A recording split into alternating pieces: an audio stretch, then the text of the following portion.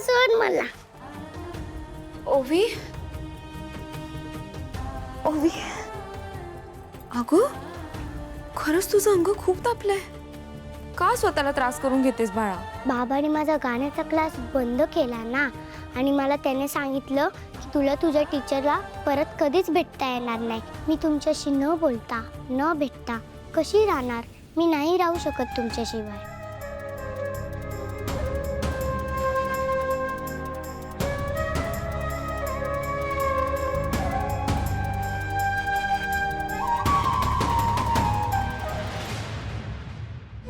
ओवी, मला तुझी खूप आठवण येत होती. तू क्लासमध्ये नव्हतीस ना, म्हणून मला सारखे तुझेच भासत होते. तुम्ही आलात बरं झालं अभिजय. मी डोळे मिटून फक्त तुमचीच वाट बघत होते. आता मला कसलीच भीती वाटत नाही. तू स्ट्रॉंग आहेस की नाही? मग लवकर बरं व्हायचं, ठीक आहे? हो, मी आता लवकरात लवकर बरी होणार. बघाच तुम्ही. Good girl.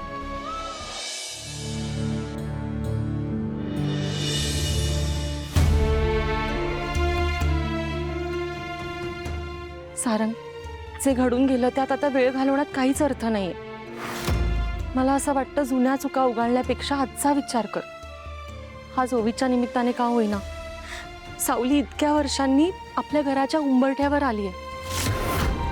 सारंग, प्लीज ही संधी वाया घालवू नकोस, प्लीज. मी समजू शकते. सारंग, हे बघ, सावलीचा तुझ्यावर राग आहे कारण प्रेम अजूनही जिवंत आहे. आणि मला सांग, राग आणि अबोला आपण आपल्याच माणसावर धरतो ना. तू तिला समोरून सॉरी म्हण ना. तुमच्यात जे काही घडलं, जे काही गैरसमज झाले ना, त्यासाठी तिची हात जोडून माफी माग. सारंग, मला तुम्हा दोघांना पुन्हा एकदा सुखाने नांदताना बघायचं. ते शक्य नाहीये वहिनी. संपलंय सगळं. दोघांच्या वाटा वेगळ्या झाल्यात आता. सारंग, प्लीज असं अशोक बोलू नकोस. सारंग, विचार कर, इतक्या वर्षांनी सावली पुन्हा तुझ्या आयुष्यात का आली असेल? मला सांग, पुण्यात शेकडो गाण्याचे क्लासेस आहेत. आपल्या ओवीला त्याच क्लासला का जायचं असेल? तिला आपल्या सावलीचा एवढा का लळा लागला असेल? जरा विचार कर. हे सगळं ना सावलीच्या त्या पांडुरंगानेच घडवून आणलंय, जेणेकरून तुम्ही एकत्र यावा आणि पुन्हा सुखाने संसार करावा.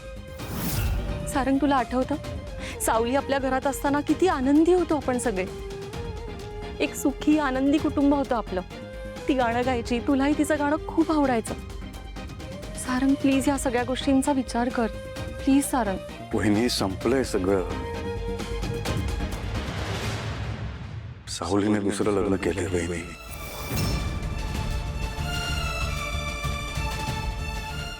काय? हे कसं शक्य आहे?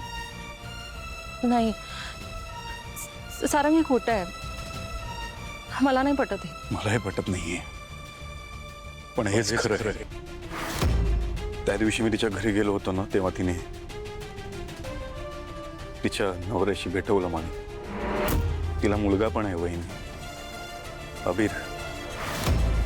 आता ती कोणाची तरी बायको आहे आणि कोणाची तरी आई.